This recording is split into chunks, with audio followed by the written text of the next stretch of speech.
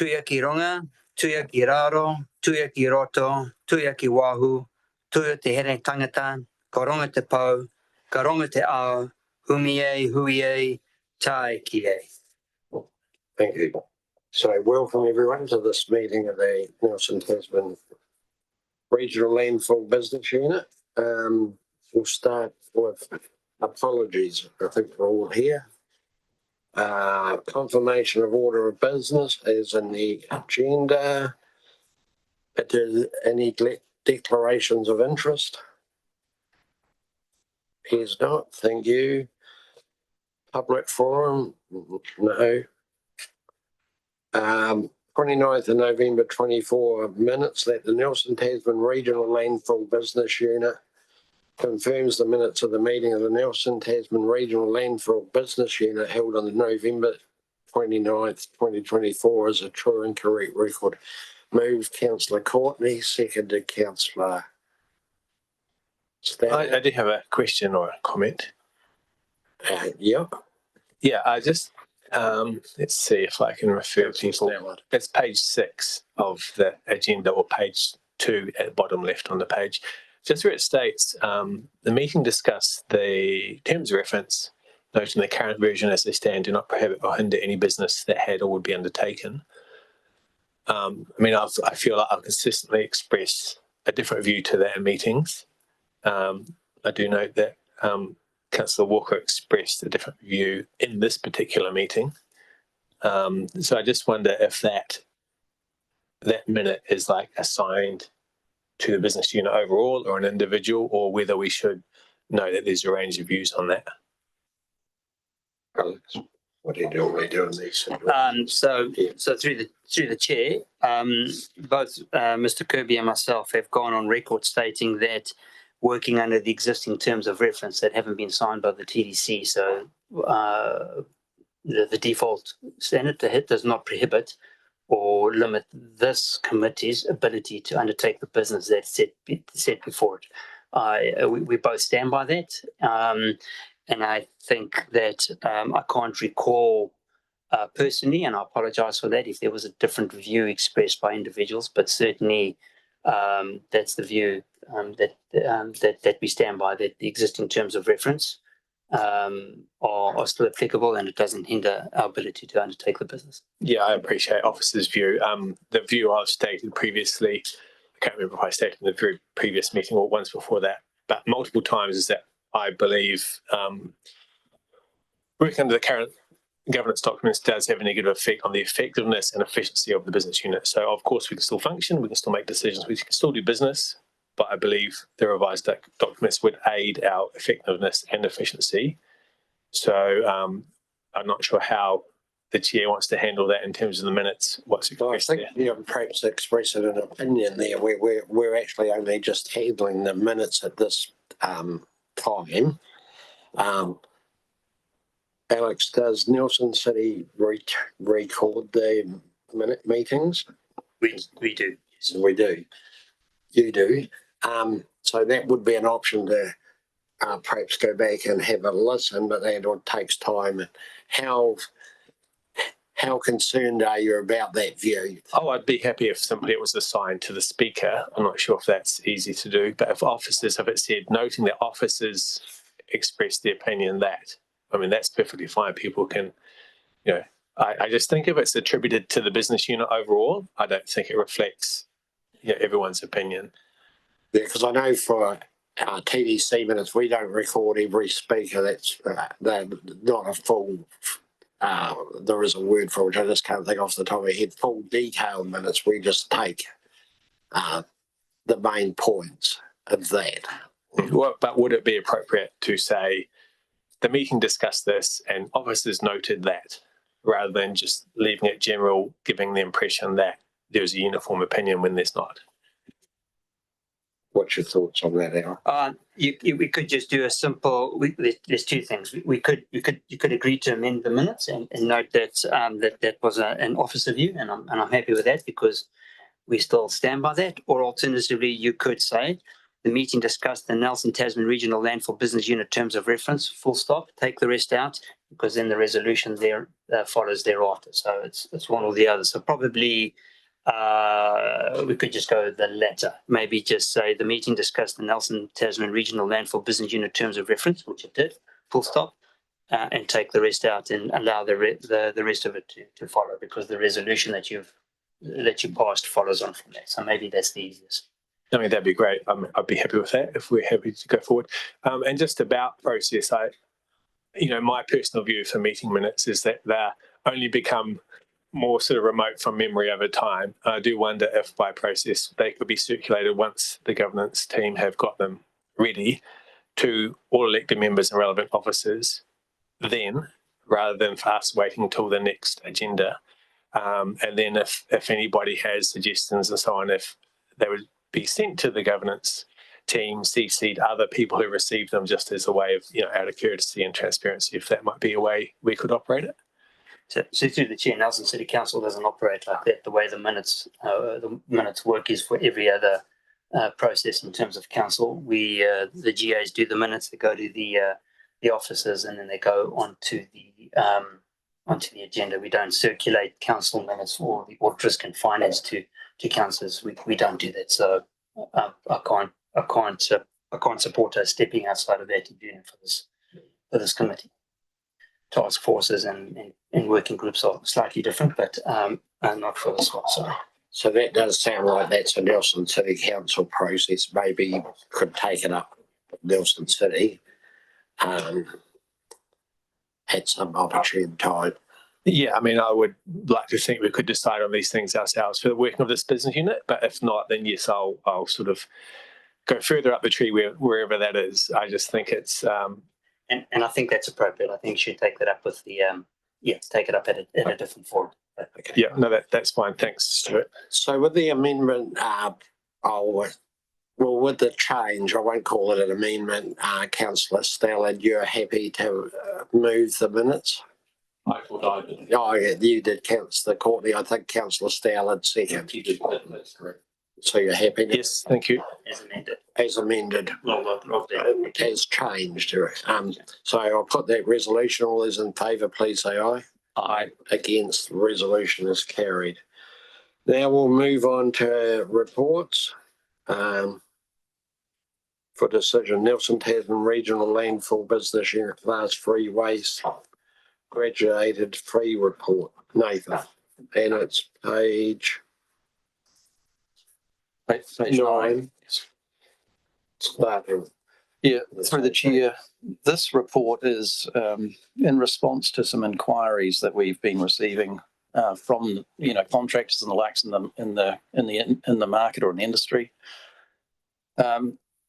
The general feeling is that in the industry is that the $164 a tonne fee that we're charging for the Class 3 waste at Eves Valley is too high, and contractors it's stalling the development, but it's also, if people are doing that activity, they're generally stockpiling that material on their developments. When we set up the Class 3 facility, we intentionally put a high fee there because we didn't have a lot of capacity available within the facility. We didn't want to swamp the facility. So essentially that fee was used to slow down the flow of material.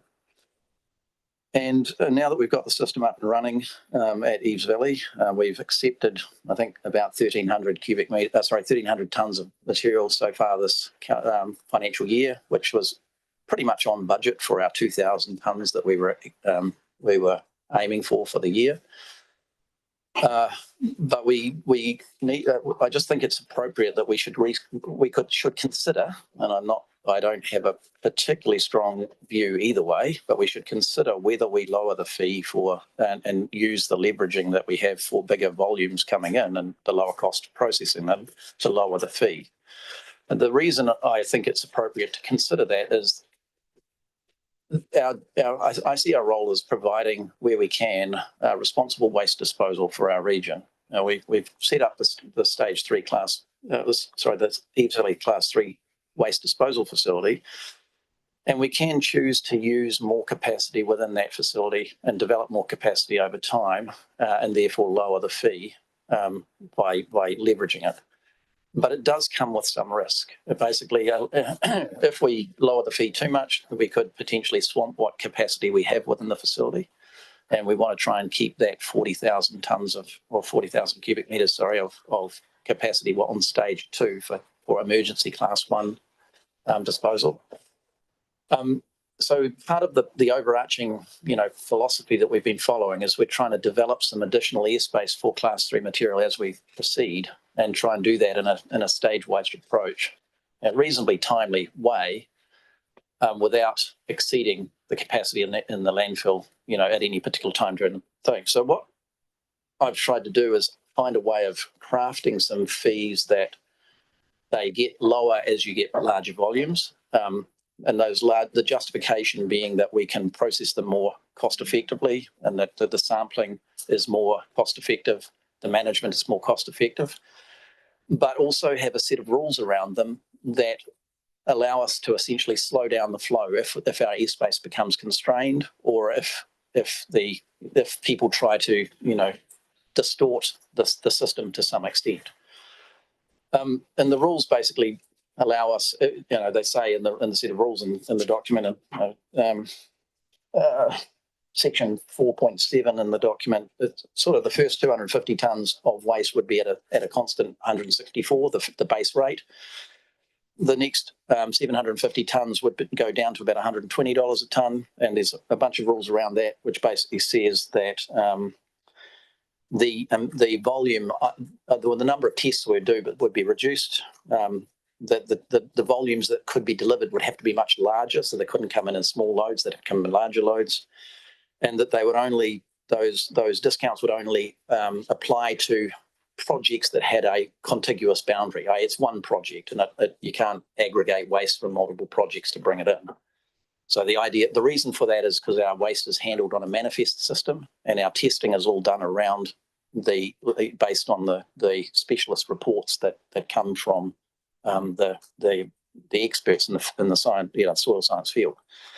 So we basically then said, if we get down from over 1,000 tonnes to 7,500 tonnes, we can drop it again. But that next drop basically says you'll only get that discount if we have readily available airspace. If we didn't have the airspace, we would basically not be able to do that, because if we accepted it, we'd actually probably have to shift it again into airspace later on. So we'd have to keep some money available for that. And then the next tier, the largest discount, would be from 7,500 tonnes up. And hopefully we're looking to see if we can get down to around $70 a tonne, which I am slightly concerned that would open the gates to some pretty big amounts coming in. Essentially, the handbrake comes off the flow of waste. I don't know. I think we'd find that some of the stockpiles in the region would get moved at that sort of level, and that might be good from an environmental perspective, but we may end up finding that we flood the landfill quickly and end up having to then stop the flow again. I think it will take a couple of years for us to get our full capacity, because we're looking to try and develop more space, but then get what I'm starting to call South Gully, which is a section of the landfill below. So that's shown in the figure 2 on page 15, an area of about 6 hectares below, and that is not all on the current DAC designation. So there's a process that we'll have to go through, both with Tasman District Council to get access to that land, but also with the consenting process to get a resource consent for disposal in that area. So that'll take us some time. So I think that's good. It would be great for you guys to ask lots of questions and have some open discussion about this. So that, yeah, Now, go for it. Yeah. carry on. No, go for it. Sure. Councillor Courtney. Thank you, Mr. Chair. I am confused when I read this. I'll tell you why, because on 2.4 here on page, I think it's 9, you're saying that despite the Eves Valley landfill opening and accepting class 3 contaminated soils, there is still no cost-effective solution for the soil disposal or reuse. No cost-effective. Yeah. Now, I'd like to explain that, because that means we're running, despite what you've said, taking in 1,000, having this stepped costing process, which I think is a good idea, but I want to know that we're actually making money out of it. We're not running at a loss. No, we're making money. That's the problem. I think we can choose to lower our cost if we get larger volumes, which is part of the reason I'm raising this. The reason we selected that $164 a tonne was partly we were doing a lot of work there, and we didn't exactly know how much work we're doing there, but also we were trying to slow down the flow of waste to try and safeguard the airspace. Now, the reason I say it's not cost effective is not that it's not cost effective to us. It's not cost effective to developers or other people who want to dispose waste. They can't. At the moment, it is slowing down. I believe it's slowing down development in our region because there is no place that they can dispose that material at an affordable or cost-effective rate. So it's not from our side I'm saying this, it's from the market's perspective. Yeah. So that's part of the reason. What happened to the, other options that have been talked about at this meeting on other occasions? I'm thinking of Bell's Island and the spreading in certain areas of that, some of this class 3 contaminated soil. Has that just gone by the by? Yeah, we haven't been able to follow them up fully at this stage. So what we've really been focusing on is ensuring that the class 3 capacity we've got is working well. The class 4 that essentially waste should be able to be managed by others as well. That was been the general feeling of officers of the two councils. So while we can continue to look at that, it would be principally from where it suits us rather than trying to create an alternative market methodology. So, whereas class 3, I believe will be the only disposal avenue within our region. And I expect that will remain the case.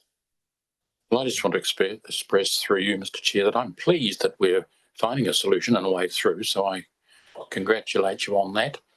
But I just don't want us to be under pressure from contractors. We've got to do it and have our business caps on and know that we're making the best decisions in the interests of the ratepayer. So, they come first, second and third in my book. So can you give me that assurance that the costings, the returns, the rates are still fair and reasonable as far as the ratepayer is concerned? Through the chair, I looked at a range of options for the costs. And what I've tried to do is create a set of a costing system and a set of rules that try to prevent distortion. So there's different types of pricing signals, but if you do them in certain ways, you'll end up people finding ways to manipulate those in their favour.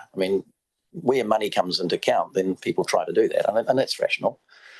And so what I'm trying to do is set a bunch of essentially a fee structure where everybody is treated exactly the same. Everybody is given the same access. There are some negatives and some positives with it. So the one of the negatives that is likely to come out of it is that it potentially disadvantages the individual or infill development because those developments are small, and so they'll end up paying the higher rates for those developments compared to the brownfields developments, which are much larger and therefore would be able to process that material. So there is a disadvantage. Everybody is still treated fairly, but it doesn't necessarily affect the market the same. I've tried to create a set of situation where there's a balancing effect on the flow. So by changing that and basically saying you would only get the lower discounts if we had established airspace, that basically would then put a handbrake back into the market every time you exceeded the available airspace. But that's not necessarily great from a contractor's perspective because it'll give some uncertainty. So what would end up happening probably is you'll get a flurry of activity at the start of a year, and when we run out of airspace, if we did run out of airspace that year, things will slow down until such time we've got more, and then we see a flurry of activity again. So it's not perfect, but it's the best I've been able to come up with. Thank you for that. Councillor Walker. Yeah, thank you, through Chair. Similar to what Councillor Courtney has been saying, really, it is a very fine balancing act, isn't it? Because when you look at tapering off something, there's always that element of human behaviour that's going to kick in. So the distortion and how that is represented we will never be able to regulate that. I can't regulate other people's behaviour. So I sit here thinking, gosh, who wins? Because it is just a very fine line that we have to tread. There's a cost to our environment, having big stockpiles left out there, but there's also a bigger cost to us if we run out of airspace, and then we're looked at as being not good stewards for this business unit and the facilities that we are supposedly governing. So I take it that there's a catch-22. But I do have one question in amongst my burble there, and that's, and don't take offence to this, but this is probably my naivety. When you look at the staging that you've put, so you've got the 250 to 1,000 tonnes at 120, you've got a bullet point in there that says discount only to projects relating to one disposal manifest and where project has continuous property boundaries or is one project in the opinion of the Tasman Regional Land Business Unit GM. Yeah. Is that word opinion objective? Like, does that give some clear boundaries to? Good question. So why I wrote that is the discounts to projects relating only one disposal manifest, and the word is contiguous. So the idea is that if you've got a property development that is, it's just essentially the DSI or the soil investigations, etc., will be done on that, and we'll get a report, and our manifest will be based on that report.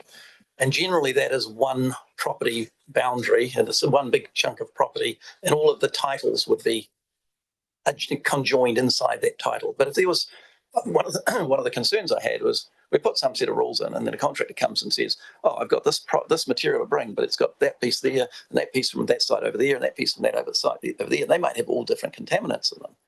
So what I actually want is that to be based around one soil investigation.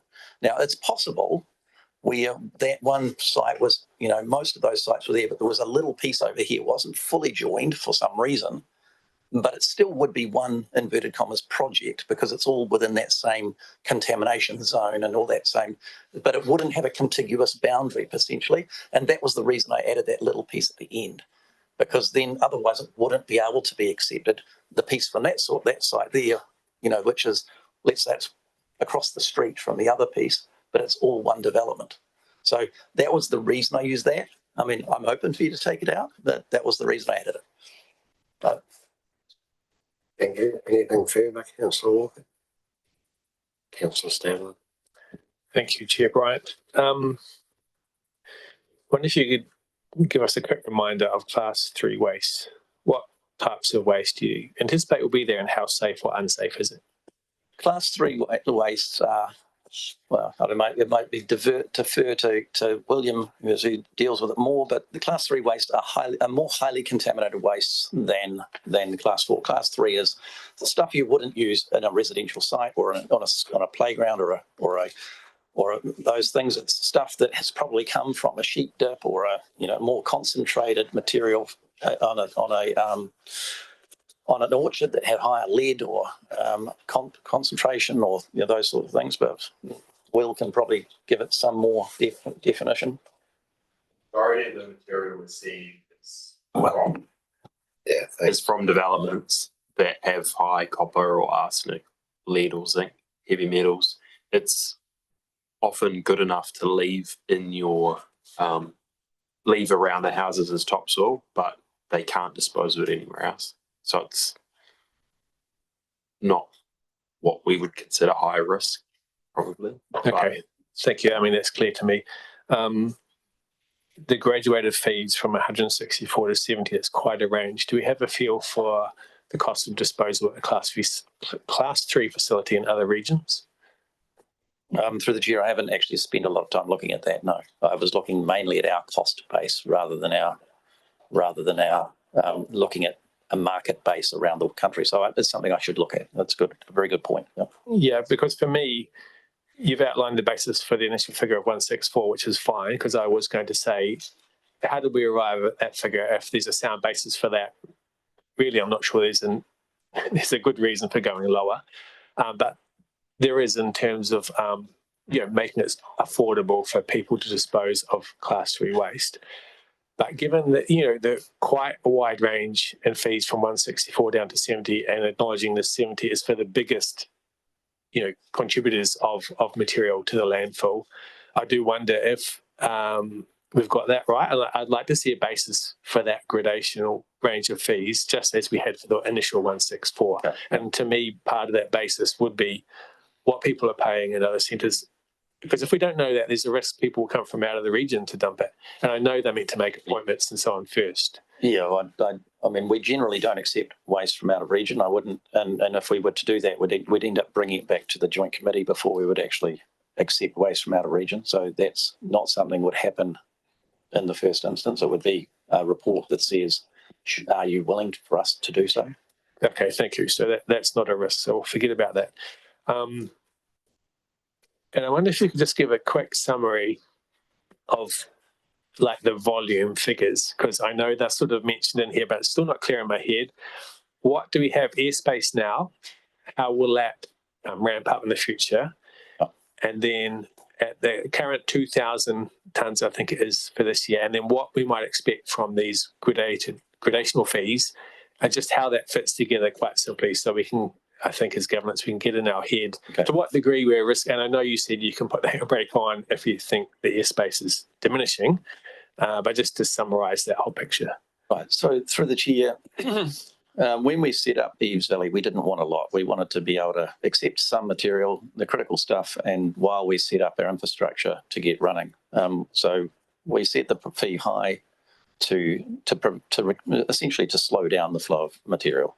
We also based that on the fact that we were going to spend quite a lot of money. Initially, it was going to be some sort of processing facility, but that very quickly came unstuck because we can't actually process it to a point where we can take it off-site again. That's not something that's actually looking like it's feasible. So there was a bunch of assumptions in that 164 that were linked to the costs for a processing facility. So there is an opportunity for us to reduce that base price. We assumed a volume of 2,000 tonnes per annum, and we're pretty much on the mark for that in this first year. And that was based principally on those projects that essentially had to occur rather than projects that people wanted to occur. And that's where the bulk of our material is coming from. Some of that's infrastructure projects, other things that have to occur. So those projects where people are doing them to make money, a lot of them are not occurring. And the idea of this is to allow that the fee to get down to allow those to occur.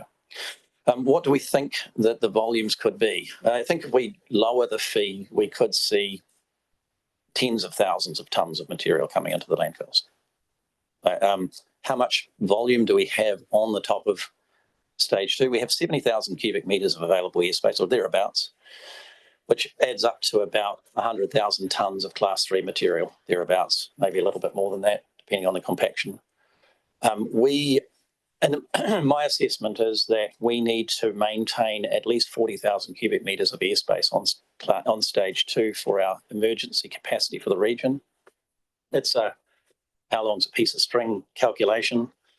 When Westport had the floods in what year it was, can't think of the name, but they 21, yeah, they brought in 1,500 tonnes of an extra waste from that flooding event. So there's 1,500 tonnes of extra waste came in during that event.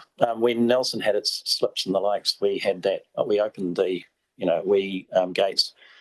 We didn't see the same level. We only had something like 400 extra tonnes of that material during that period, which was actually a bit of a surprise to me that it wasn't as high as it could have been. A lot of the slip material was dealt with in a different way, so we accepted it at Bell Island as material for building our sea defence bund, or our sea level rise defence bund, and that then allowed that to not come via the landfill pathways. So that was probably 30,000 tonnes of material. Now, I wouldn't think that material should end up in a landfill. It should be used in other ways if it was to occur in the future. So what we should be looking at is construction and demolition material and class 1 material, flood damage, etc. for it. And I think that 40,000 tonnes of cubic metres should be sufficient for a significant event in our region.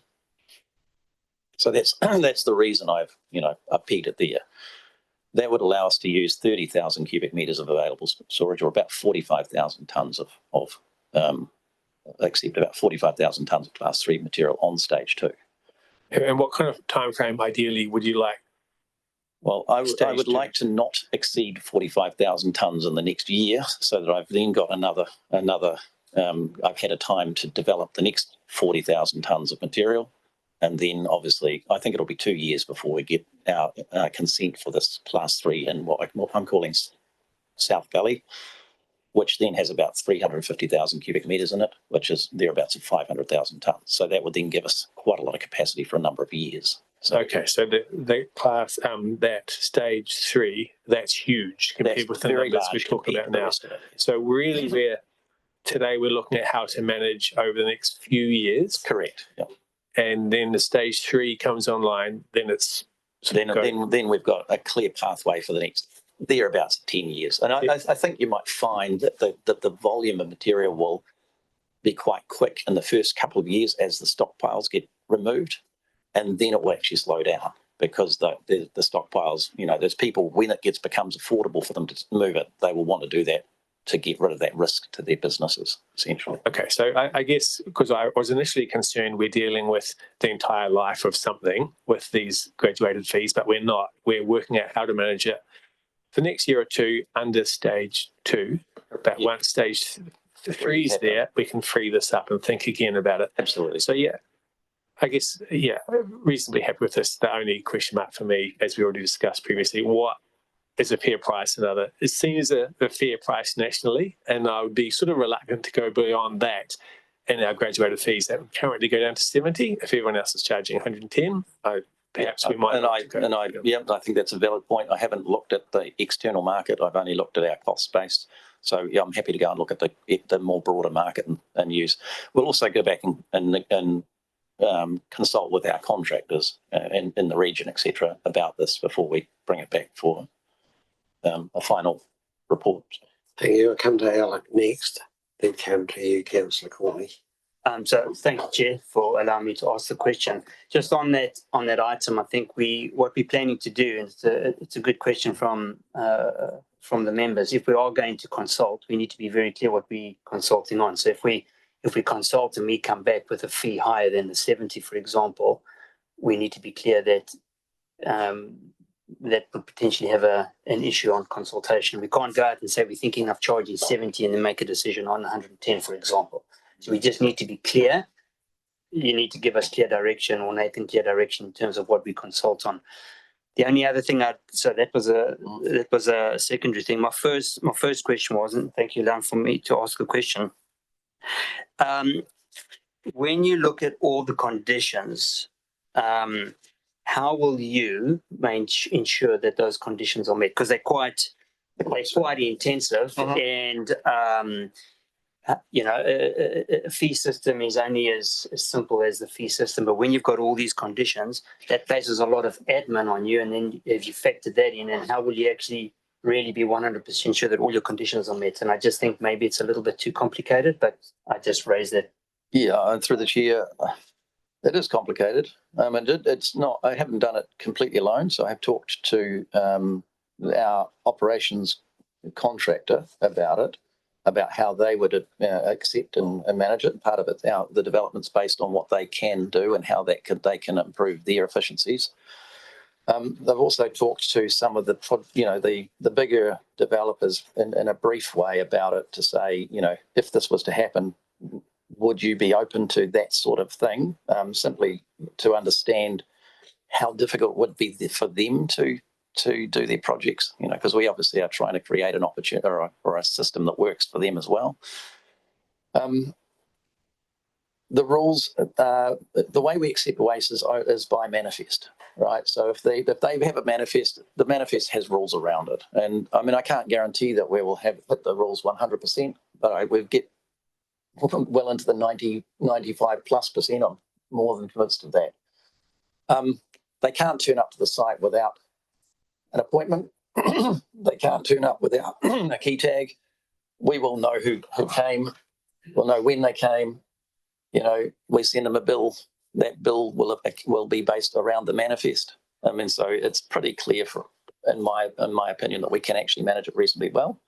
Where it starts to get more difficult is when we start having to get into limiting the use of airspace. That's when we start actually saying, well, actually, no, it's not $90 or $70 anymore. It's now $120 because we don't have available airspace, and that's the point. We'll have to be in constant communication with the market to some extent.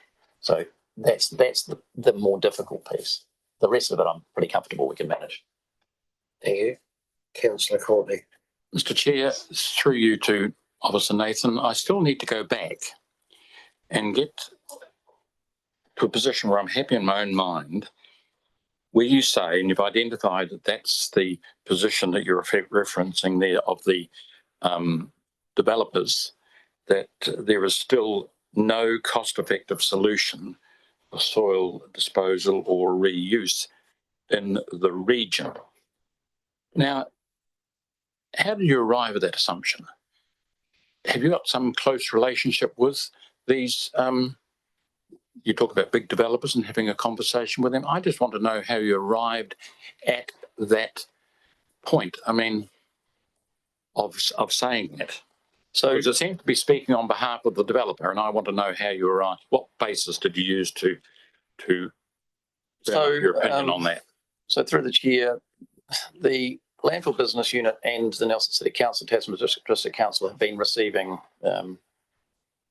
feedback or information on behalf of the region in terms of contaminated soil for some time, the last couple of years. I get calls, the council gets calls about issues about the affordability of the disposal. And in this particular instance, there's a number of people who have submitted to previous long-term plans and in particular about this issue, who have again contacted me about the issue and the affordability. So it's not me going to them or not me having a particular relationship with anybody. I mean, we have some big customers come to the landfill all the time. We have the opportunity to talk to those people when they are there or when they call us about something. And as a result, it makes sense to have a conversation about these things. There's no point in me doing something or us doing something as a landfill business unit if someone else is already going to do something and spend that money. And at the present time, Class 3 waste, as far as I can see, we're the only disposal option. Class 4 waste, there are other options being developed within the region. Some of them are relatively small. I'm trying to keep my hand on the pulse of what's going on in those areas to understand what we can and can't do, or what we should and shouldn't do. I mean, and it comes down to, we don't want to spend money on these things if we can't essentially make it work economically and financially for the business unit. Yeah. Follow up on that. So what price would be cost effective?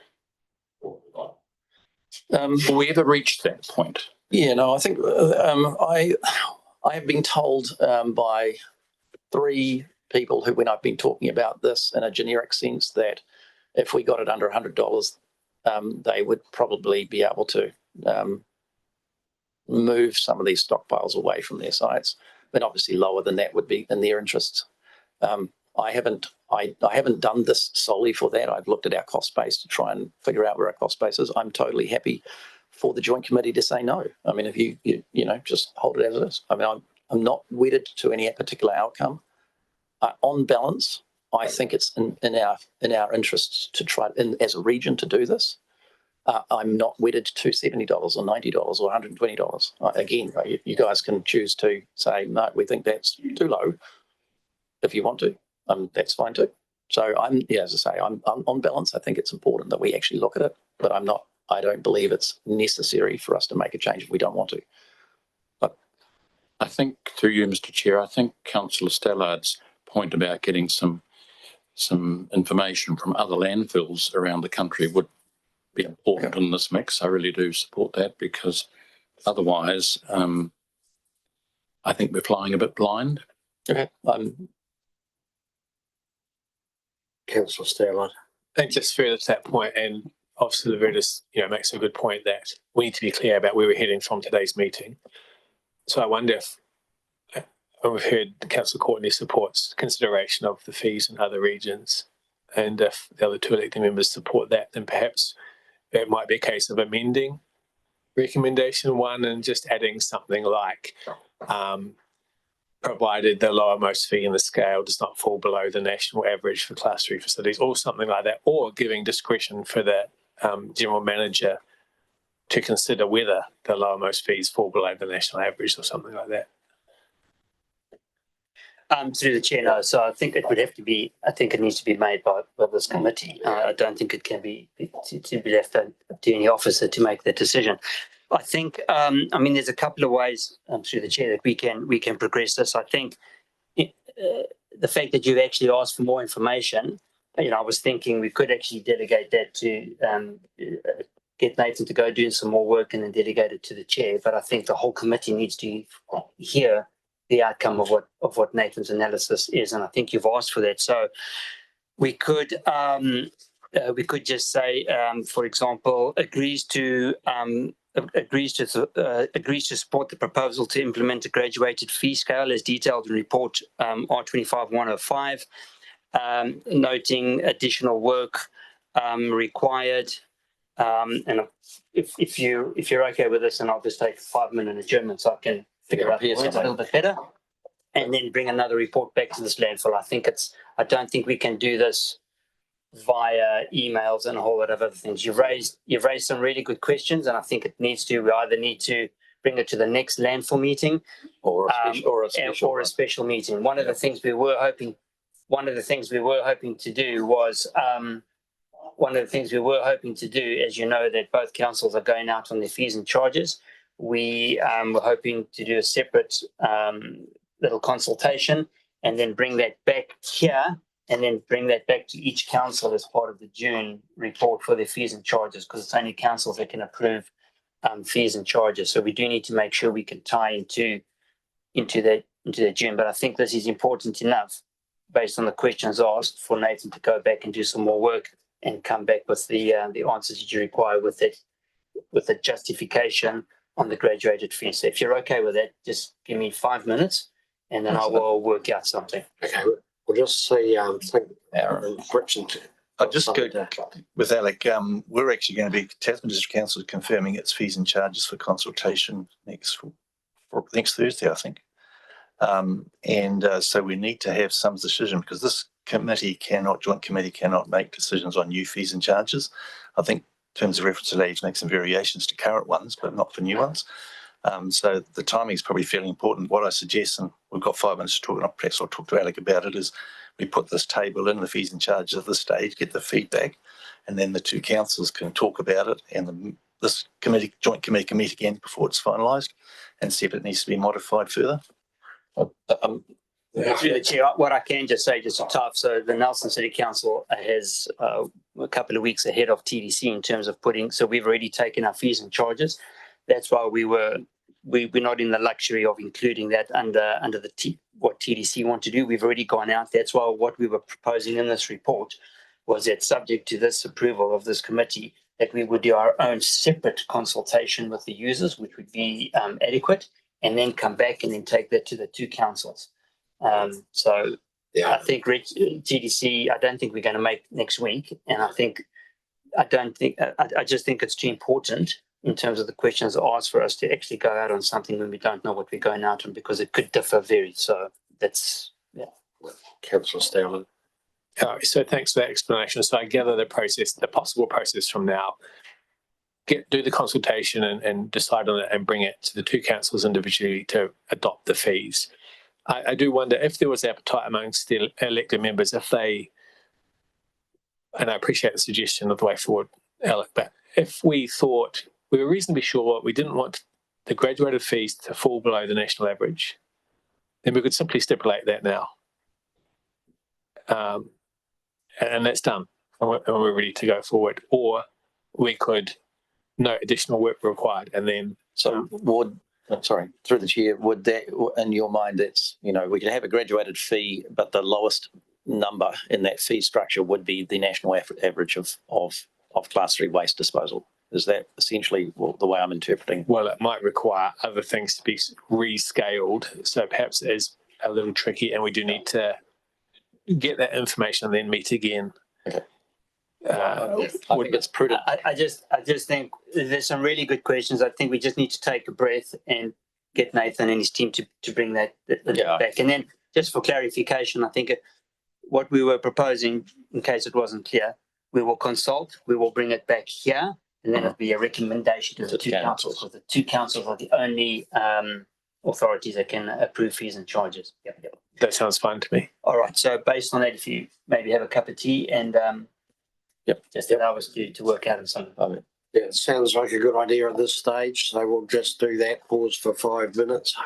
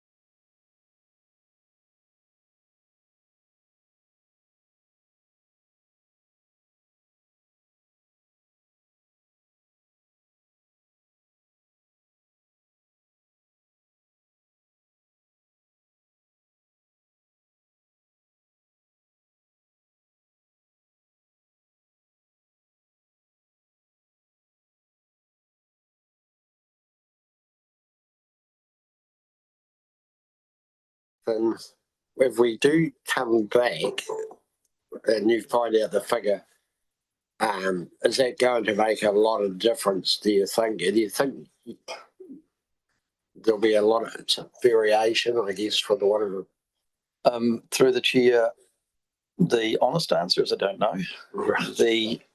The likely answer is that there may not be a lot of other people in the country doing something similar to us. If they are doing similar stuff, if they are doing similar stuff to us, then that's great, and we can use them. If they're doing a class 2, 3, and 4, then it would distort the numbers. And if they're doing a 3 and 4, then it's a much bigger volume. It might distort the numbers. So we just have to be careful about what we do. My expectation is when I do it, I will bring back to the committee a report that says, here's the information we found, here's how we've modified the fee structure to suit, and here's the reasons why. And then hopefully you'll be open to signing that off at that time.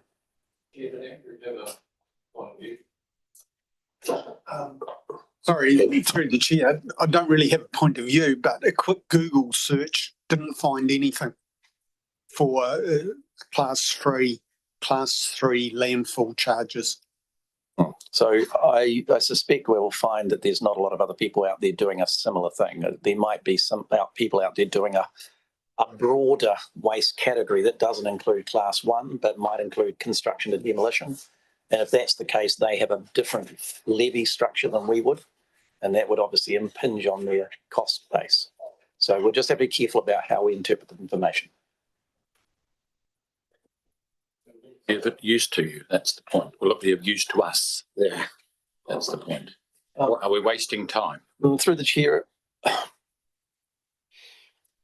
I don't know. Honestly, I don't know. I mean, it may be very useful because you might say that actually we are twice the average, or if it is out there, or it might say that we are half the average, or it might say nothing because we can't find anybody comparable. I don't know the answer. And it's something that I'm happy to do that work and then bring it back with whatever it says it will say.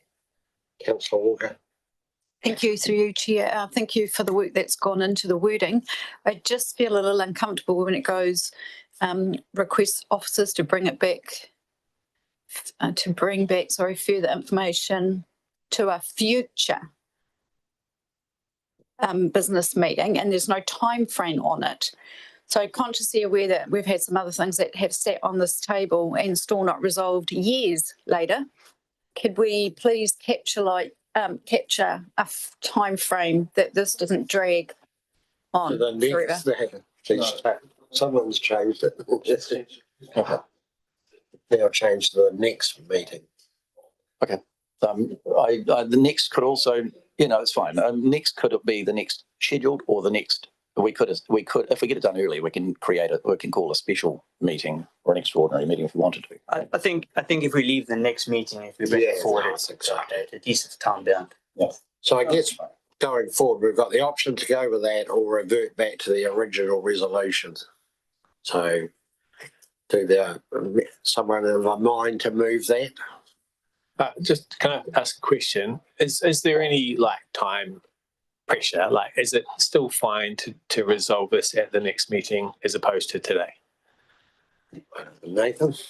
Well, I'll defer to the two councils officers because the processes that we follow are the council's processes, and that's what's driving the time frame specifically is the consultation and the notification of the long-term, the annual plan stuff. Through the chair, I think the question is a slightly different question. It's been brought here because you thought, as the general manager, that this was a good thing to do. Putting the NCC and the TDC processes aside, the question is, what is the urgency of getting? So if this didn't take place within the next 6 months, 12 months, or 18 months, is it going to affect the business? That's the question.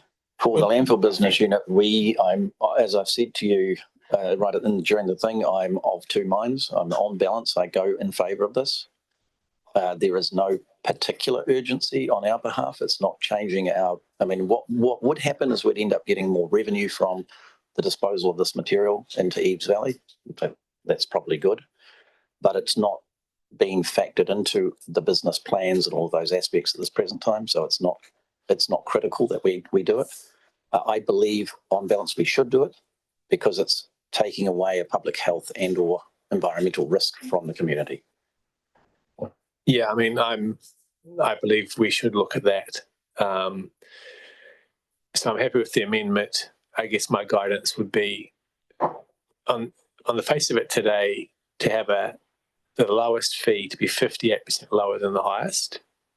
If that really was an accurate reflection of the lower sort of processing costs for the landfill for bulk relative to smaller, fine. But if it's not, then I think it's quite a penalty for the smaller people bringing waste compared to the big guys, and commonly it's the other way around perhaps sometimes.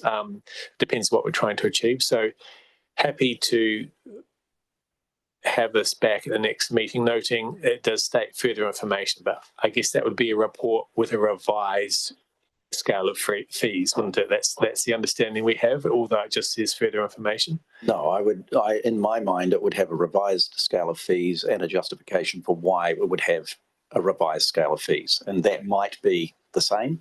Yes. Or it might be different. And it would be dependent on the cost structures and the national average and whatever other information that we have. And we're happy that wording in point 2, which just says further information, we're happy that we all agree that is. I believe that I understand the intent of the committee is to have a report that outlines the fee structure, the numbers in that fee structure, and the reason why that fee structure has been developed. You have a mind to move the resolution, Councillor Stallard, or Yes, I'd like to move the resolutions. Thank you. do we have a seconder?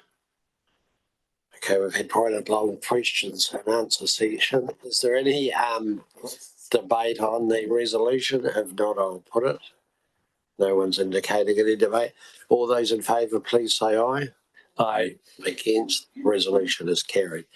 Now, we will change the order of the agenda slightly and go to the review of Nelson Tasman Regional Landfill Business Unit governance documents. Marie's here to talk to us about that. So, Marie, if you'd like to come up to the table.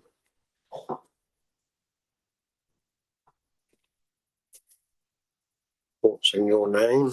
And councillors, it's on page 34 of the agenda.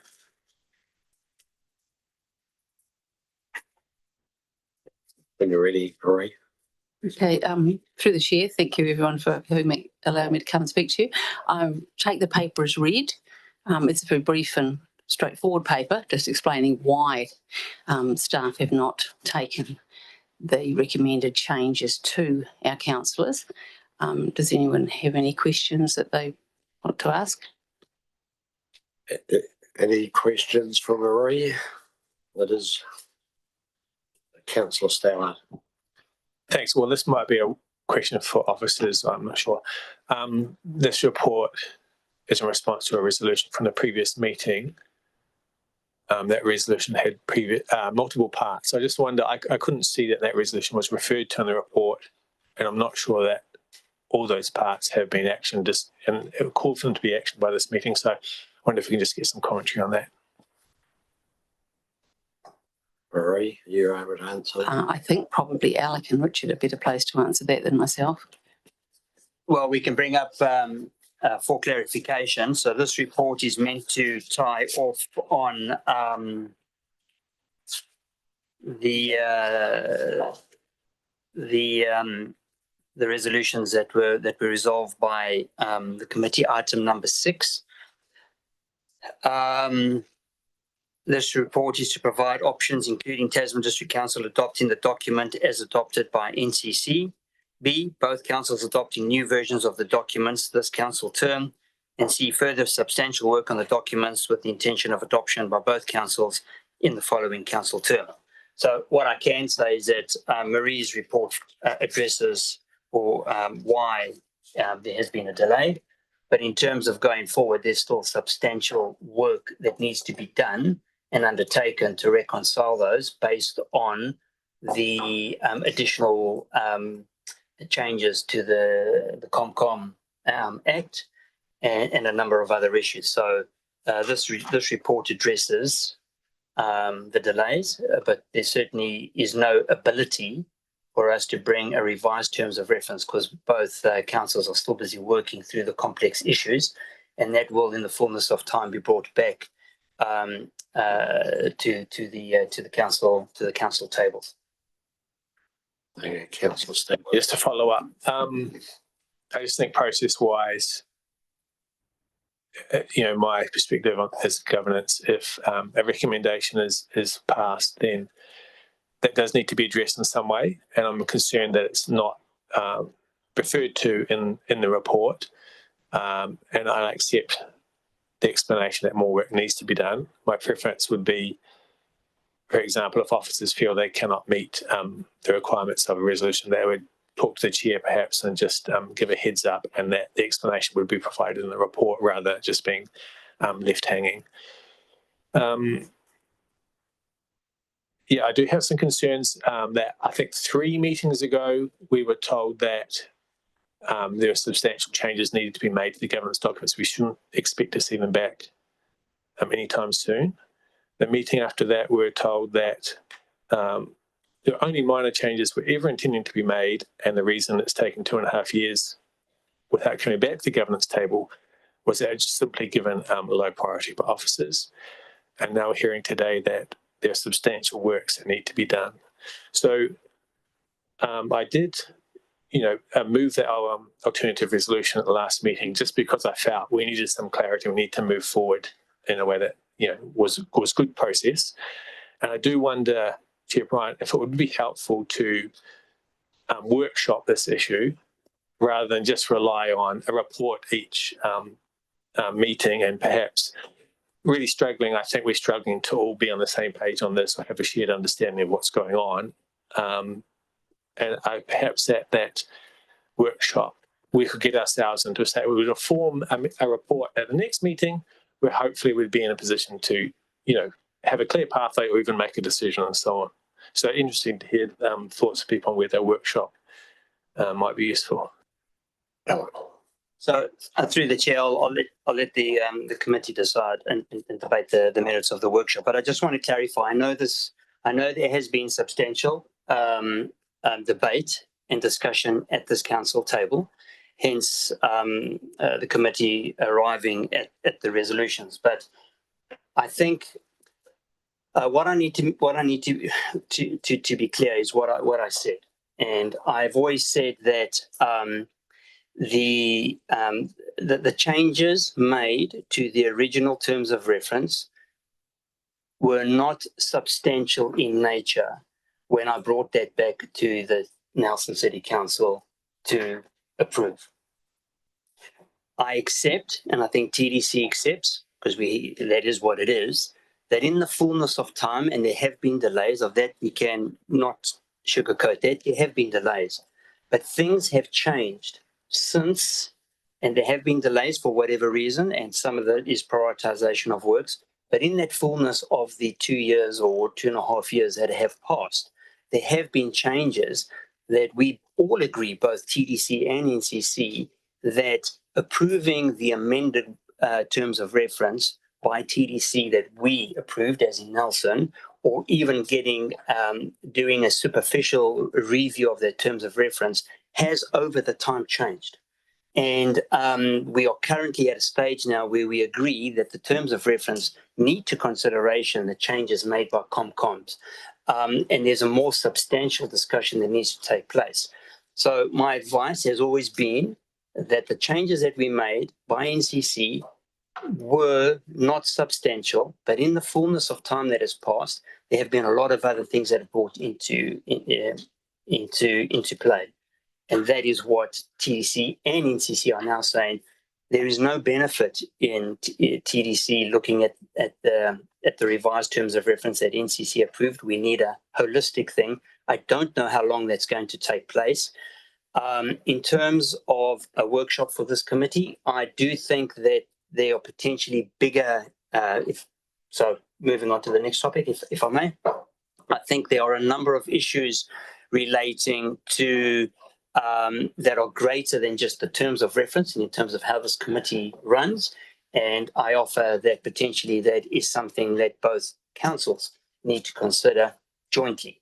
But I'll leave it there. And I think the matters are complex as opposed to, because I think ultimately it will be council that will have to sign off those terms of reference. And I think it would be worthwhile workshopping if that's the way we want to go with both councils to try and move this matter forward. Councillor Stalhart. Yeah, I mean, there has been some talk about whether this workstream is a priority. So just from my personal perspective, to me, it's an absolute priority. And my guidance to officers would be that they treat it as a priority. Also, my colleagues might have a different idea.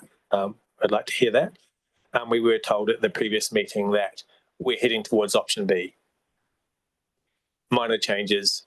We were told that meeting, I believe, was in late November. We were told there would be a meeting in a few weeks in early December, a couple of points to resolve, and then it's all go.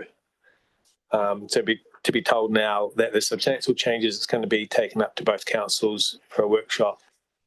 Again, I feel we're receiving inconsistent updates on what's going on and advice of what the path might be forward. And apologies for me for you to sit here while we discuss our processes.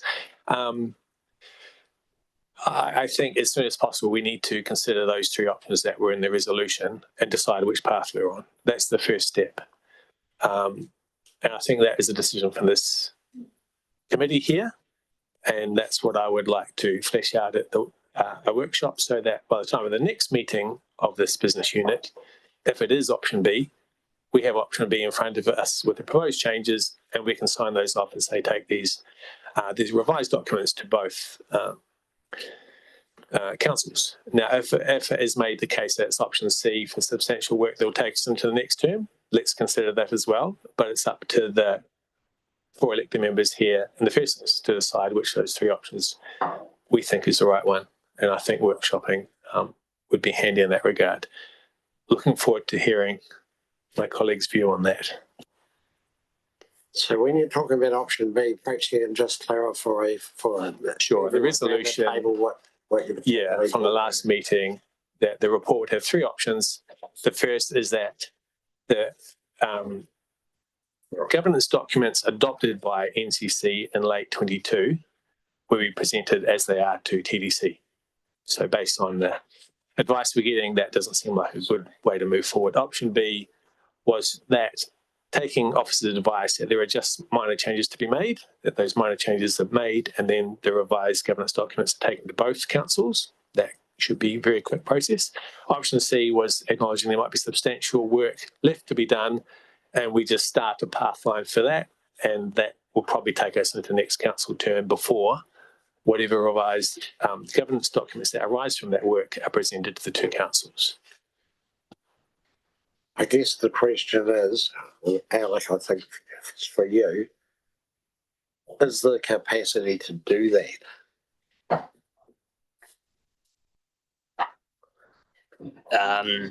To bring it and resolve it this term.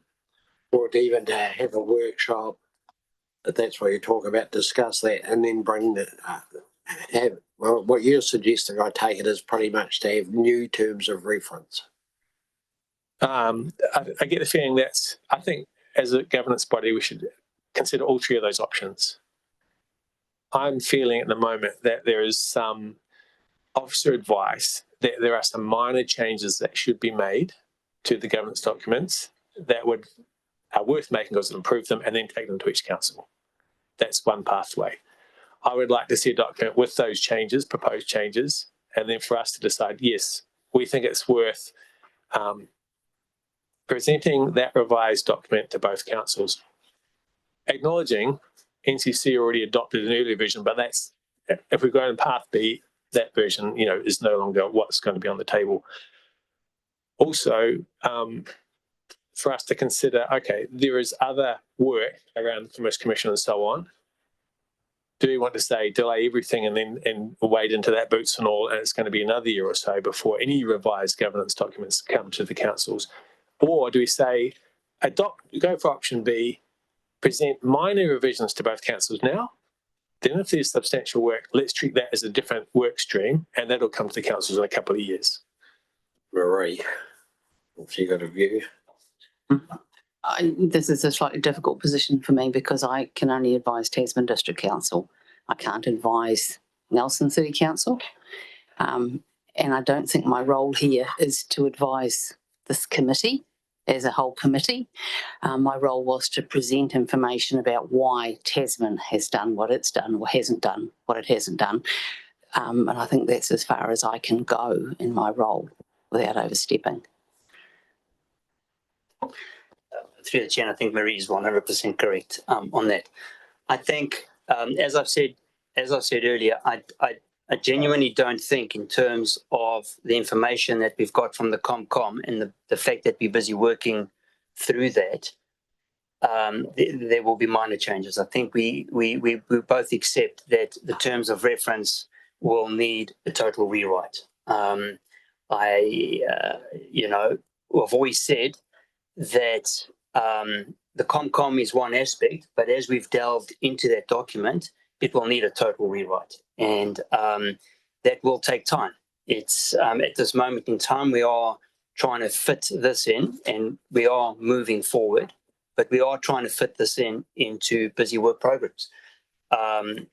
It just is what it is. Both TDC and ourselves are giving this the urgency that it requires, but it will require a total rewrite of the terms of reference. There are no niceties around the edges on this one. We will have to rewrite that totally.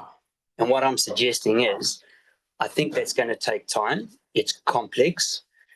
And I offer only my opinion. Ultimately, the committee will make a decision. I think this is something, in terms of the scale, needs to be workshopped with both councils. And I'll leave it there. I'm just repeating myself now through the chair. Councillor Stallard. Yeah, I mean, for me, the issue is that when we hear that there are issues around the Comcom determination and so on, none of that has emerged to see the day of light in this governance board in 2.5 years. We have received no discussion about what the details of what that might be. I gather there have been various legal opinions or reports, and I don't think I've seen the original reports or opinions at all in that 2.5 years. I think it needs to see the daylight in a workshop, and it is a governance decision whether we go for option B or option C. That's a decision. We need information to make it. We have not received information yet, and to my mind, that could be provided at the workshop, and then we can make that decision, rather than having an open-ended process, which is literally going to span 3 council terms. To me, the revised governance documents address a number of problems, and sure, the Comcom determination is in there. Another one is that there's a very obvious conflict of interest in this situation, whereby the group managers for infrastructure, both the managers and the customers of the landfill. Now, in an organisation like this, conflicts of interest are everywhere. They're not inherently a problem, but they must be managed. And if my understanding is correct, part of the revised governance documents was to more adequately address that conflict of interest. So to my mind, on the current governance documents we're using, that conflict of interest, it could be improved in how we manage it. And that's part of the reason for the revised documents. Another aspect that should be considered, or I think we should discuss as an organisation, is that with this process being 2.5 years without, to my mind, any meaningful progress, and it hasn't been brought back to the governance table before today, we have a situation where the conflicted roles, and here I just want to emphasise I'm talking about roles, not individuals, because individuals fill the roles, but this is an organisational structural problem. It's not any reflection or criticism on people filling the roles. The conflicted roles are in charge of the process to fix the conflict of interest. So, I hope we can see conflict of interest is one thing and it should be managed, but to have the conflicted roles and put in charge of the process to deal with the conflict of interest, that's sort of layering a conflict upon a conflict. So I do wonder, from an organisational perspective, if this issue does drag out more and becomes larger, whether we could talk about whether a non-conflicted role is put in charge of the process of dealing with the conflict of interest. Because to me, from the position of good organisational structure, I would think organisations would want to do that, to put a non-conflicted person in charge of the process of dealing with the conflict of interest. But that's a discussion to have. I'll just leave it there. Through the chair, so this has brought up a new item in terms of conflict of interest, and I accept that I haven't been named by name, but I have been named in my role. That conflict then would equally apply to my equivalent at TDC, and I need to state for the record that this issue about a conflict that Richard, the group manager at TDC, or myself may have in determining the outcomes of the terms of reference has never been raised before. And I do feel that that is a bit of new information, and I don't think that there is a conflict, and I'm a little bit perturbed. Actually, I do need to say that I am a little bit concerned that has been raised now, because if there was a conflict of interest, we would have declared that, and I can state categorically that in no way, and I can speak on behalf of my colleagues at TDC, are we trying to influence the terms of reference to favour one particular outcome. And I am concerned. I'm a little bit lost for words actually, and I am concerned, and I'll leave it at that. I don't know if my colleague at TDC would reflect, but I think, mentioning me in the group managing infrastructure equally applies to my colleagues, but we have never, ever tried to influence the outcome of the terms of reference, and ultimately it will always be a council decision. All I'm saying is that we are working through complex issues and the terms of reference needs to be written. But for the record, I need to say how uncomfortable I am at what has just been said. And I will need to take this further with my chief executive and my mayor. Richard. Yeah, I concur with Alec.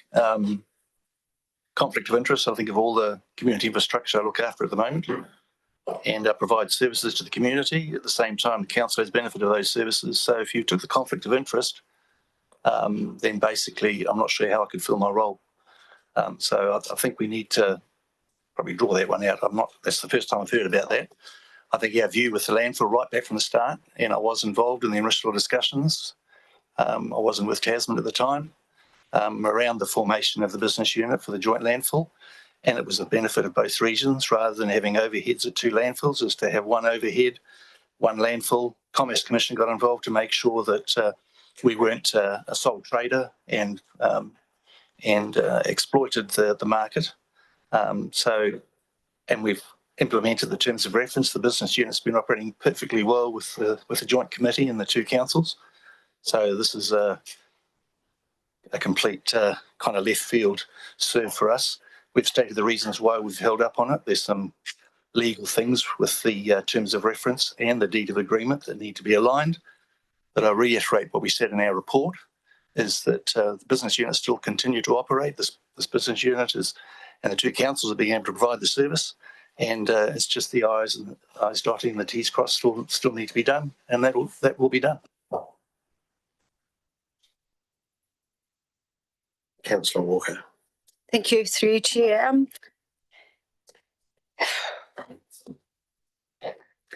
I guess I sit here quite frustrated because this is my second term that I've been fortunate to sit on this business unit. And in that entire time, we've had this conversation around what the terms of reference looks like. We've gone from it being minor changes to substantial, and then today it's been voiced around the comcoms. As a governance role, I take that role quite seriously, and I feel that without these documents being in place correctly, where we're all aligned, that kind of does impair and devalue who we are on this unit. And I look back on the reasons that, like the NRSBU was created, and that was to take away some of the conflict I understood between your customer and the user and decision making, so that the customers weren't dictating what prices that they were paying because we're all one. And I kind of sit here today thinking, are we morphing back into this group not having any authority around the table with who we are and what we can deliver on? Because we've got these documents that we see as being a priority, and we are told, and we read in reports, that there's limited capacity. And I get that our staff are under the pump. I get that they're really stretched, particularly right now. But this hasn't been going on for 2.5 years. So when does it make the priority table? Like when do we sit here looking at all the material that's been presented in bits and pieces, where we've gone from this minor to substantial, to now hearing that the ComCom have, there's something else that needs to be re-looked at. And I appreciate it's going to take a lot of time to rewrite that. But why is it not a priority? As a governance group, this should be the bones and structure of what we move forward and make our decisions on. And I do see conflicts. I hear about meetings that happen in my community. Just recently, there's been meetings, and I hear it from a street. I don't hear it from this team, but yet it reflects from this team. I've heard that there's a letter that's gone to a minister, but that reflects this team. And I sit on the governance of this team, and I hear that from community. So I am concerned. I am concerned that today I hear another story from, the minor to substantial, now to where we sit with the ComCom team and their deed. Without naming names, poking fingers at anybody in particular, but I have a concern. Councillor Courtney.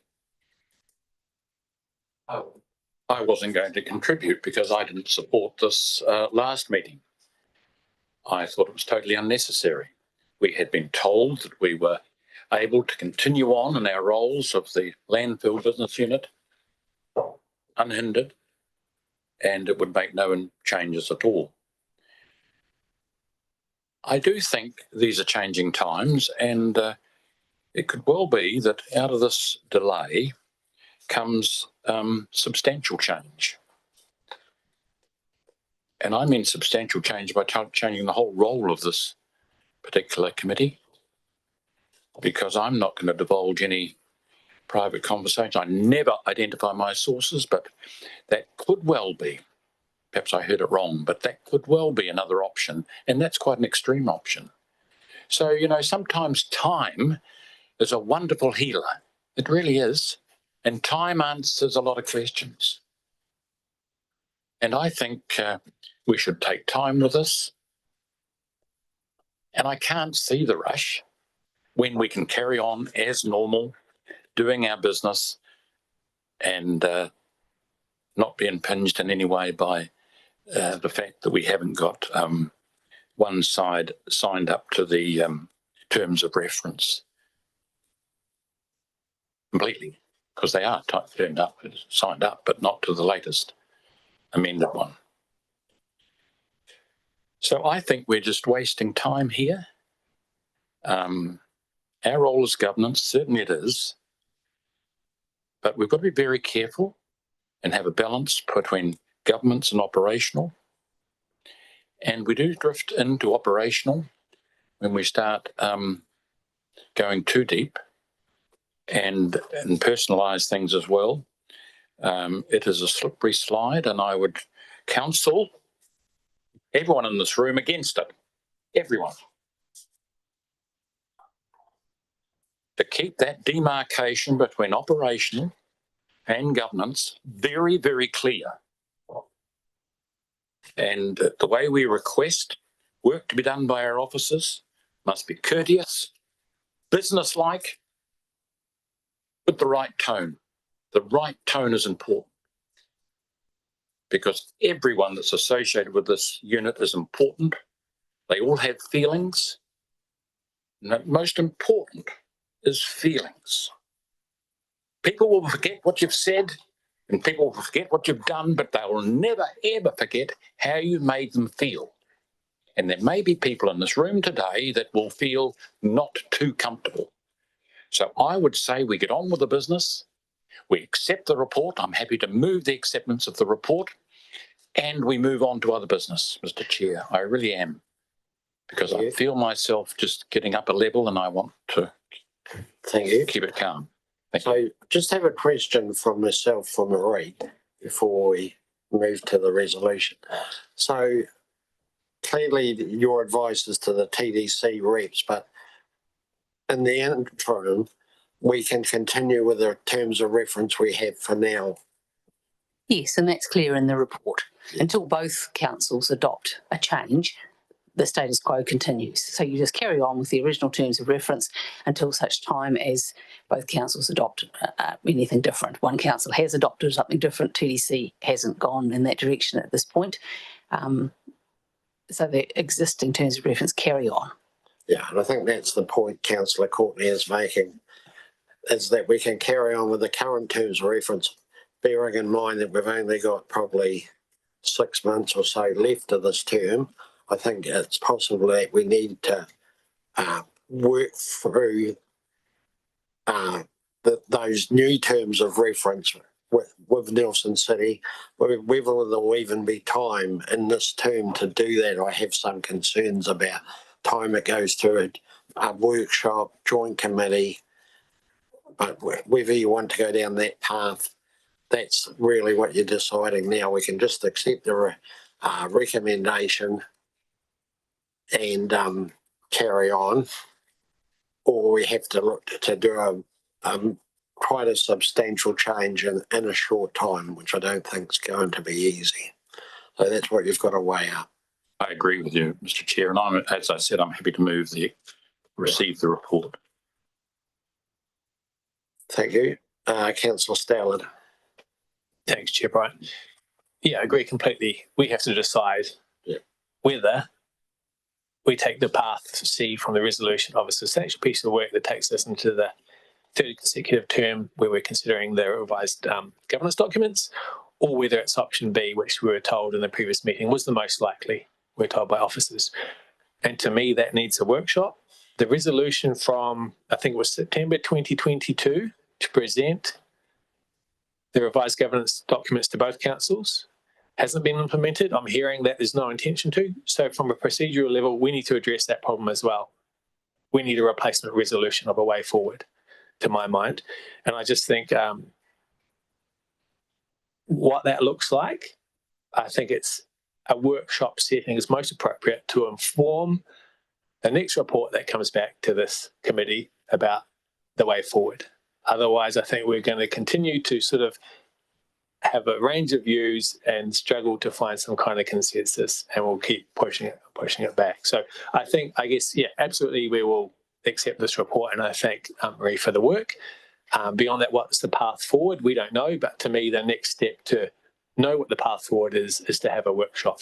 So I think I would like to hear if my colleagues would like to go in the workshop path, or just have no more, progress until the next meeting, and I'm not even sure what will come back at the next meeting. So at this stage, I'm happy to second the resolution we've got on the board. And now I would be over to the mover and seconder if someone wants to any addition to that, or obviously an amendment could be moved. I don't think we need a formal resolution to hold a workshop, do we? Or am I wrong? So, I mean, that's what I'm proposing to the chair. I would ask the chair, and I did send you through some notes, if you could work with officers to schedule a workshop as soon as practicable to address basically the resolution from the previous meeting, those three options. So we don't need a resolution? Or no, my preference would be workshop, and at the next meeting, we actually have the potential for option 2, which is we have a revised version of the governance documents with markup that shows what officers would consider to be the minor changes, the dotting the I's and crossing the T's that's been talked about multiple times, that option, so it's ready to go, but also a case for option C, substantial changes, Commerce Commission and so on, that would take another however many years, and then this group could vote on whether you want to do the option B or option C. That would be my sort of runway for where we're heading via the workshop, but others might have a different idea. Through the chair, you will need to decide whether you need a workshop. All I can say is that I can tell you now that the TDC Council will not approve the minor amendments that have been put through. So bringing that option and workshopping that is a moot point. They will not. The council will not. The other issue is in terms of the C option that you refer to. I don't think that we will be in a position to be able to workshop that will be near preparing a clean version, a tracked version in the near future. I just don't think it's possible. Richard. Just to add to that, the last meeting we did say option B was the likely. When we done the research and looked into it, we realised that the changes were more substantial than what we thought. So that's why we believe it's an option C now.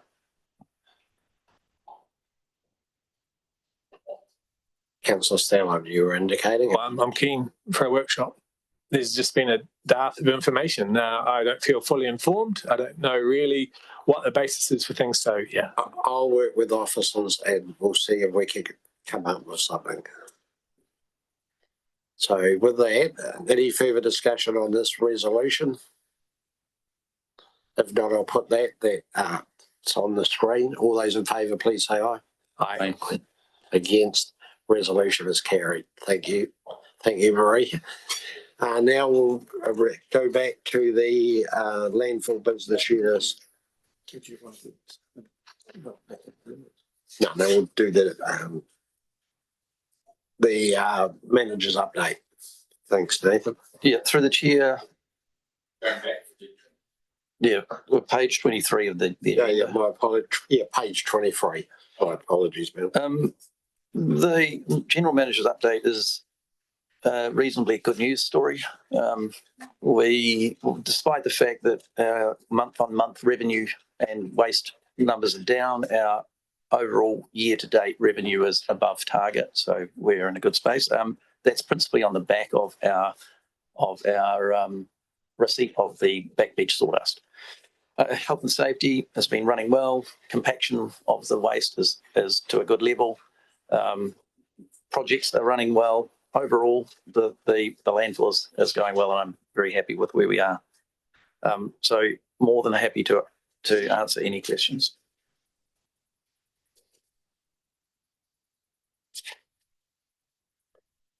Anything further, Nathan?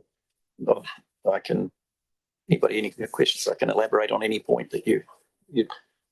I have, but I'm just finding mine. So. Okay, I do have one just in relation to the end of the contract with the previous contractor. You've said it's been all resolved amicably. Was there any cost involved in that? I guess that's what I'm trying to get to. Through the chair, the outcome has been that they've withdrawn their variation from the business unit, and they have we have agreed to a split on some activities that we thought they needed to do on the site. So where they've come and done some work, and we've written off some other pieces. So on balance, there is no variation to be paid, and we've split down the middle a little bit of work that they needed. So we are. Yeah, I think it's definitely an amicable answer. It's a good answer for us all, and it's now essentially done and dusted. Thank you, Councillor Courtney. Thank you, Mr. Chair. Through to Officer Nathan. I'm looking at 3.5, and did you foresee this coming, this mass of waste being disposed of in York Valley landfill being lower than forecast? I mean, was there a trend appearing? Yeah, through the chair, did we see it coming? We saw it coming at the end of the last financial year, but not in time to be able to adjust our business plan to accommodate it. I had assumed that the downturn in the economic situation would improve over this financial year, and had not allowed for an increase, a continued decrease in waste into the next year. So the biggest risk we have is that in the next financial year, the budget that we have currently put in, we may underperform against our budget because of the fact that we've not assumed a lower waste generation. And we believe that the bulk of that change is simply down to the economic activities, principally around construction and, property development, demolition, that sort of activities, which are a significant element. Thank you for that. That was my second question, to say what's your professional opinion on the cause? So that's much appreciated. Yeah, so through the chair, that could result in about a $1.2 million, if it carried on at the same trend, change. It is. Put that in your report. That's right. 3.8. Yes. Yeah. What type of waste? Is it just general? Is it sort of not construction?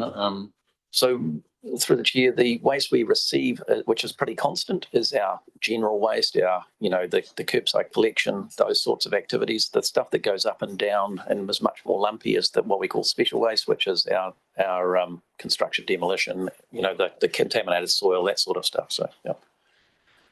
There's something I've had very good feedback on is where you've invited your local residents, to come in and do a tour. Yep.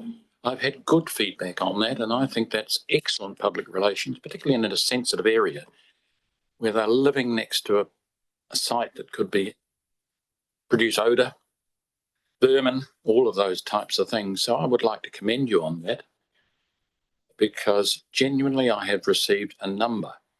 Well, it might be 4, but to me, the number 4 is for some reason significant when I hop into action. But the action is to tell you and give you the compliment that you deserve. Thank you. Through this year, we intend to continue additional open days and targeted areas of the city. The intent is to try to understand what our local residents do actually think of us. We are looking to extend the life of the landfill and to get the real feedback. And we had the local reporters there at one of those visits, and it was great to be able to see an article where they were referring to the fact that the residents were not upset by our activities, with the exception of seagulls. That was the only one thing that we've been struggling to be able to improve. But on balance, we had very few people expressing any concern. Yeah. You talk in your report, if I can just continue on for a moment, well, I've got my thought process in line. At 8.2, you talk about applying for the discharge to land consent, and location, that type of thing. You also, these consents evidently are taking some time. Is that impacting you seriously, or can you able to manage that? Well, with the 8.2 refers to the Class 3 facility at Eves Valley, and so it could have an effect, and it's part of the reason we've generated the set of rules in that previous report to try and allow us to slow down the flow of waste into the landfill if we run out of a conceded airspace. Generically, landfill consents take a very long time. We still haven't completely resolved our stage 2 consent. I mean, it's so close it's not funny, but at Eves Valley, so that's probably 6 years in process.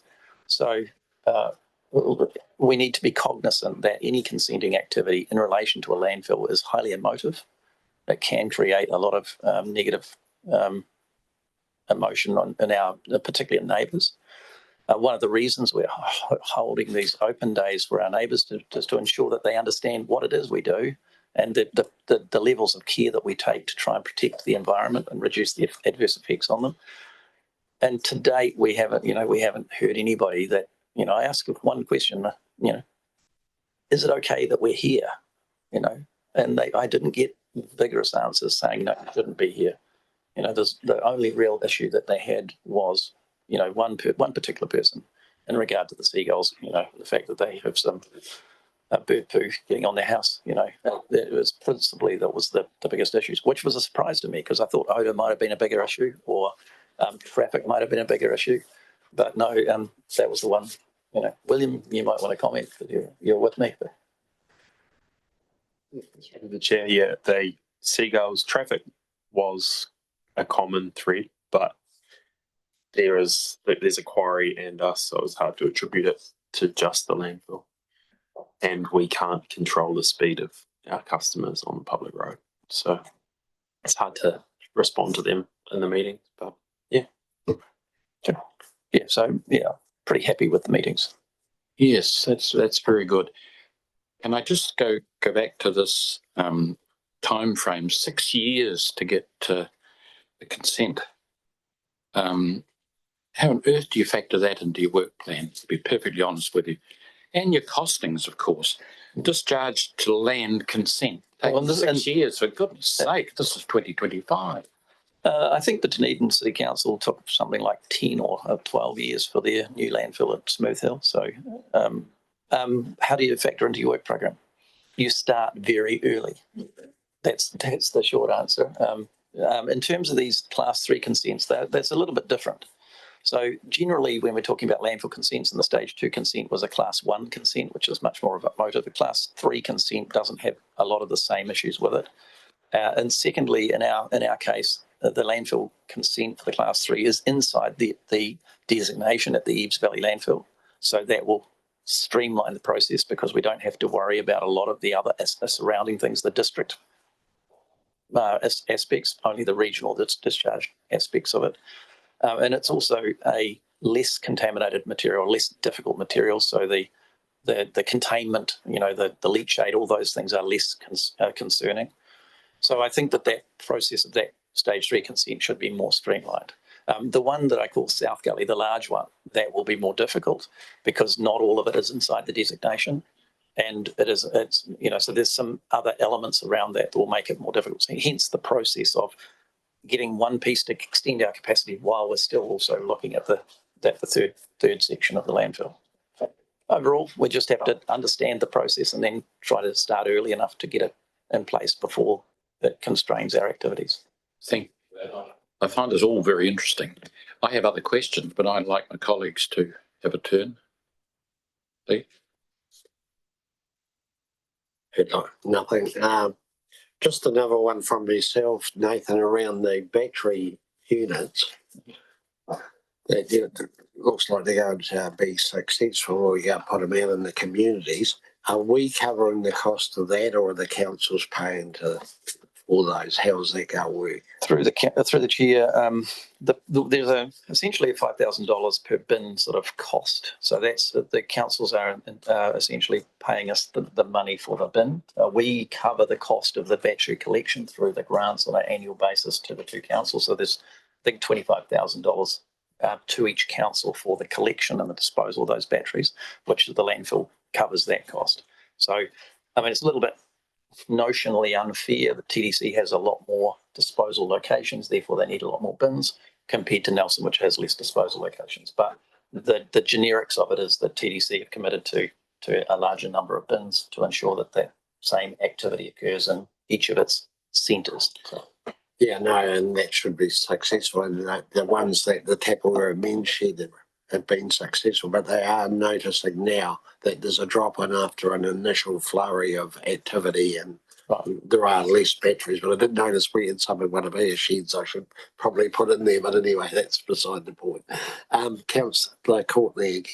Thank you, Mr. Chair. Through to Officer Nathan again. You write in 8.3 in this report, which is a very good one too, your desire to resolve concerns regarding gas quality. Now, that sparked my attention. Has this matter been resolved? Yeah, so what happened last year in Christmas, not this coming Christmas, one before, is that we found that the gas quality went down significantly at the Eves Valley in terms of we had a lot more balanced gas or oxygen coming into the gas, and it affected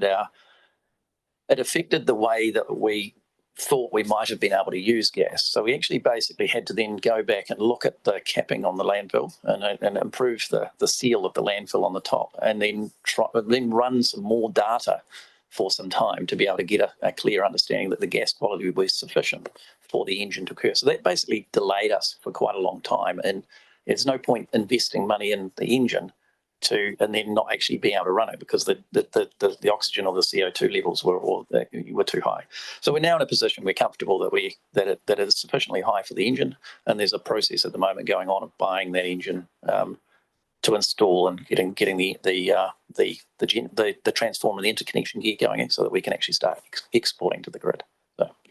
So the idea is we'll be using the energy principally for running the infrastructure on the site, and any excess energy we're going back into the market.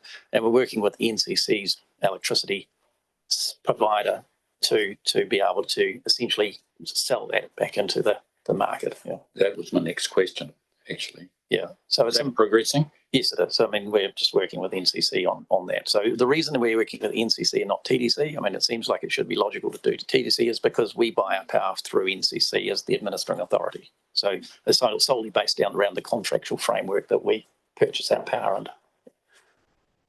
And of course, the big one in the room is our negotiations with the hospital. That'll be my final question. Yeah, through the chair. That I haven't written that on the agenda as an item. I haven't answered that question. Simply, I don't have a position or much I can say about that at the present time. Negotiations are ongoing. They are resulting in some, let's say, some back and forward between the hospital and ourselves, and we haven't got a clear resolution at this time. Thank you. Councillor Steele. Thanks, Chair Bryant. On that topic, I do wonder if we could consider that gas issue on the workshop that we're holding, because I do feel it's been so long that we've been in this issue. It would be good to, I think, re-establish that we do all have a common understanding of our position in the negotiations and where we're heading and what's acceptable to us and what's not. Get an update on progress with the negotiations. And I think, personally, I would like to see if there's any update on the analysis that was being conducted on the options for the gas, bearing in mind supplying the hospital also means having other options for the gas, because the hospital won't take all of it, and it's a seasonal supply, higher in winter than summer to the hospital. I think that would be a useful addition to that workshop. Mayor Smith. Yeah, Mr. Chairman. We are an open meeting. I understand that. Yeah. And I was simply going to advise my colleagues that the reason for my presence is that in confidential business, I would like to be able to provide the opportunity to give an update on discussions that have occurred with respect to the Minister of Health over the issues with Whata Ora, but would prefer to do it in confidential business because it is subject to a commercial negotiation. That's the proposed plan at this stage. Yeah, I mean, as a Chair Brian, in your hands, are you willing to add that as an item to the workshop? That's one point. Well, I'll talk to staff about that, yes. Even along with the other item for the workshop. Yes, so there'll be two items on the agenda, governance documents and the landfill gas. Yeah. Thank you. And also, just from procedure, we don't have a confidential agenda. Just from the governance team, how do we handle a late item like this? It hasn't been notified to the public. Do we keep minutes? Just all these kind of procedural questions. How do we handle that? Through the chair, there is no confidential item. So what we'll do is we'll see this meeting out, and then we will just have a session with Mayor Nick behind closed doors. No, I thought there was a confidential to confirm the minutes. I don't think there is, no. Okay. No. So I think we'll just adjourn. We'll finish the meeting, and then Mayor Nick can behind in public excluded just. If members of the Landfill Committee would prefer they were not updated, oh look, I'm quite happy not to do the update. I was trying to give a courtesy. Oh, that would be great. I just wonder about process, because we should be transparent. We'll just in what we do. We'll do something after the meeting. Councillor Walker. Thank you, through you, Chair. So this item isn't on the agenda. I question why it's not on the agenda when a lot of work has been going on it. And if it can't be on a normal agenda at our next meeting, could it at least be on a confidential agenda so that the conversations are recorded? The issue was that the matters came after the agenda was set. So there's a legal timetable of it. If members would prefer I wait till your next meeting, I'm more than happy to do that as well. I'm totally in members' hands. I just thought that the discussions occurred last Friday and early this week, and it would be useful for the Landfill Committee to get an update. So in due But if- respect, but if I don't members- have problem with that. If members want to follow pure process, then what we should do is we should defer the matter and have it dealt with as a matter of confidential business in the meeting, your next meeting. So I don't have a problem with it coming here now. What I'm asking is for future agendas, can this item be on it? And if it can't be on the open public agenda, could it then at least go on a confidential one that we know will be tabled at our next meeting, besides today's briefing? Thanks. I think through the chair, we should be giving the committee an update as to where we are. But I think what I can say is that it's a working process. We haven't agreed anything. It'll be ultimately that will something that we will address with this committee. So yes, either through public or a public excluded, we will get an update. So just to progress things, is someone prepared to move that resolution so we can close the meeting? Councillor Stallard. Was that you indicated you wanted to speak or just move? I'm happy to move the recommendation. Okay, thank you. And seconded, Councillor Walker. Any discussion on that? I'll put the resolution. All those in favour, please say aye. Aye. Against? Carried. Anything further on the agenda, Alec? No, through the chair, I'll probably just close it for the karakia and then we can go to the next item.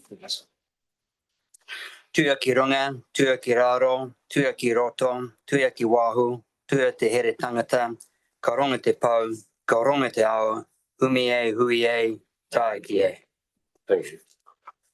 Now, are members happy to hear from Mayor Smith? Given that it's not a formal meeting,